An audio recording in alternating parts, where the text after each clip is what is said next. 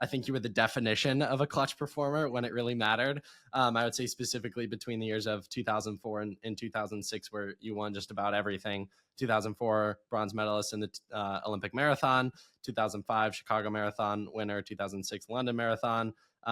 Yeah, just crazy across the board. How did you approach these races that you put months of planning and preparation to, years of dreaming into? You step on the starting line and you perform when it matters most. Yeah. Oh gosh. I feel like in the marathon it's so different than in cross country and track, because in the marathon you have to pour your heart into it for months, and then that one morning is the only morning that matters. And you stand there and you really have to be dismissive of it, because you can't like waste your emotion, because you need to bring that emotion in at the 20-mile mark when there's only 10K to go. You have to start running with that emotion. So it's such a weird event that when I mastered myself the most in it was like discipline for four months at a time, like living and training here in this microcosm and being so focused on that one goal. And then race morning, you're like, it's no big deal. It's what I do every day. I'm just gonna let the gun fire, and I'm going to get into a nice pace, and I'm going to find that rhythm and feel comfort in it. And then you're hoping that it doesn't get hard until 20 miles, but inevitably it's like the 13-mile mark and you're like, I'm only halfway and it hurts so badly. How am I going to do this? And then you really got to like pour yourself into it like you had been in training. So it's a really funky event in that space. But with cross country and track, I just loved the intensity of it. And I think that was the hardest part of transitioning to the marathon, is like backing off on that intensity and making it more about the long run. But with track and cross country, I loved the idea of just going all out from the start, making it honest, making it hurt. And sometimes I would fail and fade, but I knew I got the best out of myself, so I'd pat myself on the back anyway and say, I'm gonna hang in there longer next time. And I really had fun with that. It was like competing against the best in the world is what I loved to do, because I knew that it would bring out the best in me that day. So I might be getting hammered at a track in Stockholm, Sweden in the middle of summer, but my God, I knew that it was taking every ounce of energy to get to that finish line. And that to me was so much fun.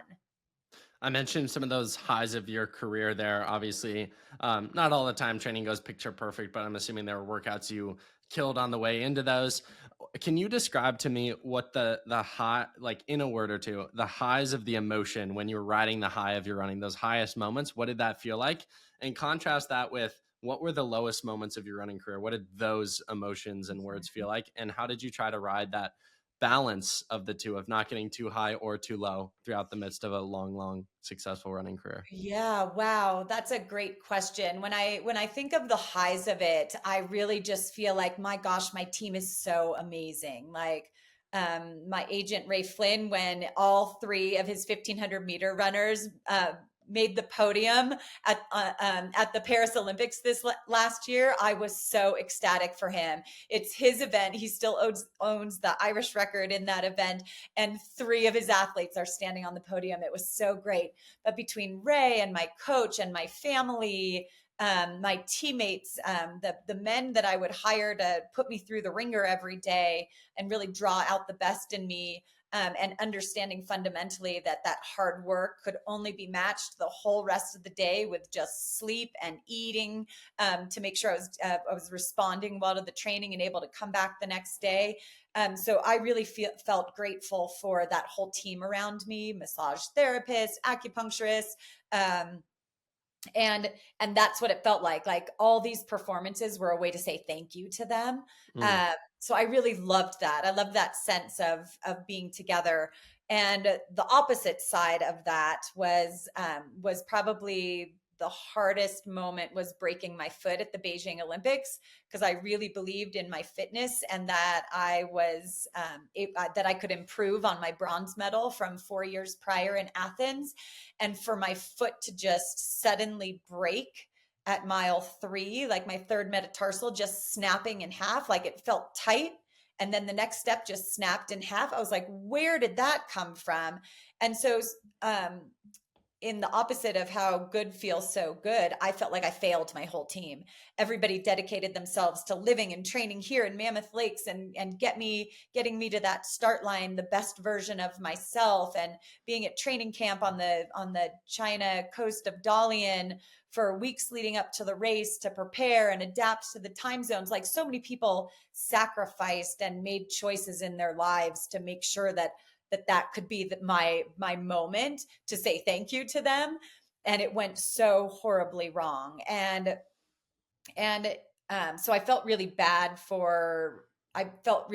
in that aspect. But then I also, instead of feeling like a failure, I decided this is a big deal to show up this morning feeling so ready and prepared, and for it to go so wrong. There has to be some big answers here, and I'm going to find the answers as to why this happened. So instead of just thinking, oh, we get injured, we work hard and we ride that line and we get injured, I wasn't buying that. I believe we are strong and we are capable and we shouldn't be injured. Our bodies can adapt so well to what we put it through if we give it the recipe of stress and recovery, the right recipe of stress and recovery. So I made it my mission, my new goal in that moment was to figure out why I was so broken. And figuring that out was, there was nothing I could do about my Olympic dream of a gold medal, but I could do something about this new goal of figuring out how to be a healthier version of myself. And I set out to do that, and I've been stronger for it. You mentioned in your response on the highs of the sport in that really well oiled machine that you had around you as a team. I think of, man, running was Deena's calling. And a lot of times people talk about their callings and how when they find it, everything kind of aligns. For you, at what point did you feel like running was your calling and the thing that you were willing to devote your life fully to? Because you described that day, and I think some listeners think that sounds amazing. And then other listeners think, oh man, having my life revolve around running sounds like it would be the worst thing possible. But for you, you really embraced that. And as a result, these results came from it. Yeah, I think it definitely comes back to the time that I was living in Colorado very early in my professional career, because Coach Vigil made progress so fun. Like, I was giddy about seeing what was happening on my watch. Every week I showed up for mile repeats at Cole Park and being like, oh my God, I thought I gave it my best last week, but I'm faster this week. And it was like such a high. And there was some backpedaling along the way. It wasn't always progress, but when I would see it, or even like I ran the same time this week, but it didn't feel as good. I must maybe I need to sleep better. Maybe I need to eat more. Just really assessing that. And I love keeping training logs because I feel like it really does tell us a lot about our progression. And so really reading into that and finding reasons for why I was succeeding and why some days I was a little off. And it usually had to do with sleep. Like, if I didn't sleep well the night before, for whatever reason, overthinking, the wind was so loud and the tree was scratching outside my window, whatever the reason was, it always had an effect on my performance the next day. And so really reading into that and finding solutions, it just became a fun game for me. But I really feel that it wasn't just the sport that was my calling, it's the progress that's my calling. I love Mm. to see progress, and I love to figure things out and find a way forward. And I think that's probably the biggest trait in being an optimist, is that you're a solution seeker.